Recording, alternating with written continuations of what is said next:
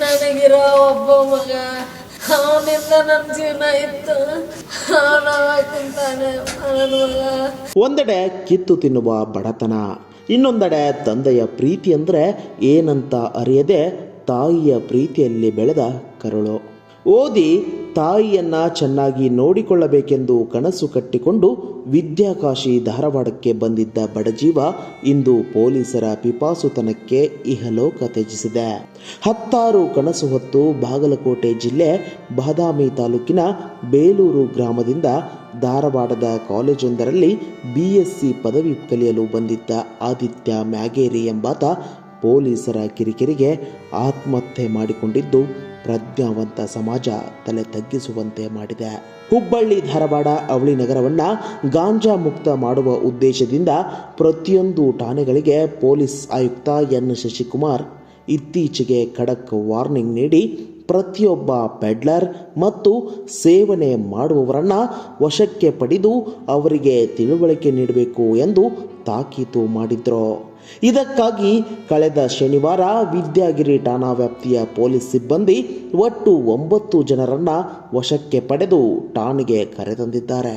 ಅದರಲ್ಲಿ ಆದಿತ್ಯ ಮ್ಯಾಗೇರಿ ಸಹ ಒಬ್ಬ. ಆದರೆ ಎಲ್ಲರ ತಪಾಸಣೆ ನಡೆಸಿದ್ದಲ್ಲದೆ ಗಾಂಜಾ ಸೇವನೆ ಮಾಡಿದ ಪರೀಕ್ಷೆಯನ್ನು ಮಾಡಿಸಿದ್ದಾರೆ. ಇದರಲ್ಲಿ ಆದಿತ್ಯ ಯಾವುದೇ ರೀತಿಯಲ್ಲಿ ಗಾಂಜಾ ಸೇವನೆ ಮಾಡಿಲ್ಲ ಎಂದು ನೆಗೆಟಿವ್ ವರದಿ ಸಹ ಬಂದಿದೆ. ಆದರೆ ಇದನ್ನೇ ದಾಳವಾಗಿ ಬಳಕೆ ಮಾಡಿಕೊಂಡು ಪೊಲೀಸರು 2,000 ರೂಪಾಯಿಗಳನ್ನು ನೀಡಿದರೆ ಮಾತ್ರ ನಿನ್ನನ್ನು ಬಿಟ್ಟು ಕಳಿಸ್ತೇವೆ, ಇಲ್ಲದಿದ್ದರೆ ಬೇರೆ ಪ್ರಕರಣದಲ್ಲಿ ನಿನ್ನ ಹೆಸರು ಹಾಕಿ ಜೀವನವನ್ನೇ ಬರ್ಬಾದ್ ಮಾಡಿಬಿಡುತ್ತೇವೆ ಎಂದೆಲ್ಲ ಬೆದರಿಕೆ ಒಡ್ಡಿದ್ದಾರೆ. ಇದರಿಂದ ಗಾಬರಿಗೊಂಡ ಆದಿತ್ಯ ತನ್ನ ತಾಯಿಗೆ ಕರೆ ಮಾಡಿ ನಡೆದ ಘಟನೆಯನ್ನೆಲ್ಲ ವಿವರವಾಗಿ ಹೇಳಿದ್ದಲ್ಲದೆ ಹಣ ನೀಡುವಂತೆ ಕೇಳಿದ್ದಾನೆ. ಜೊತೆಗೆ ತಾಯಿ ಹಣ ನೀಡಿದ ತಕ್ಷಣ ಪೊಲೀಸರಿಗೂ ಕೊಟ್ಟಿದ್ದಾಗಿದೆಯಂತೆ. ಆದರೆ ಒಂದೊಮ್ಮೆ ಹಣ ಕೊಟ್ಟಿದ್ದಾನೆ ಎಂದಾಕ್ಷಣ ಈತನನ್ನು ಎಷ್ಟು ಪೀಕಿದ್ರೂ ನಡೆಯುತ್ತೆ ಎಂದರಿತ ಪೊಲೀಸರು ನಿರಂತರವಾಗಿ ಆತನಿಗೆ ಕರೆ ಮಾಡಿ ಹಣದ ಬೇಡಿಕೆ ಇಡುತ್ತಲೇ ಹೋಗಿದ್ದಾರೆ. ಆದರೆ ಬಡಪಾಯಿ ಜೀವ ತಾಯಿಯ ಬಳಿಯಾದರೂ ಎಷ್ಟು ಕೇಳೋದು?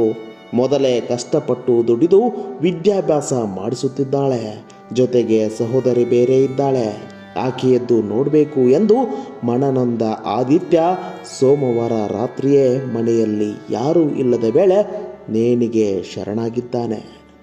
ಮಗನ ಸಾವಿನ ಸುದ್ದಿ ಕೇಳಿ ಉಟ್ಟ ಬಟ್ಟೆಯಲ್ಲೇ ಧಾರವಾಡಕ್ಕೆ ಬಂದಿದ್ದ ತಾಯಿಯ ರೋದನೆ ಮುಗಿಲು ಮುಟ್ಟಿತ್ತು.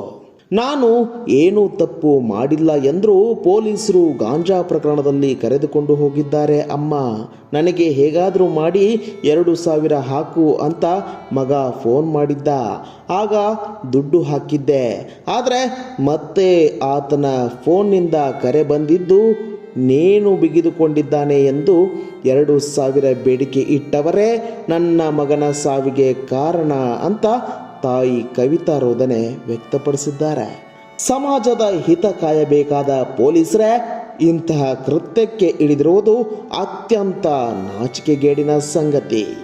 ಈ ಬಗ್ಗೆ ನಿಮ್ಮ ಅನಿಸಿಕೆ ಕಮೆಂಟ್ ಮಾಡಿ ತಿಳಿಸಿ.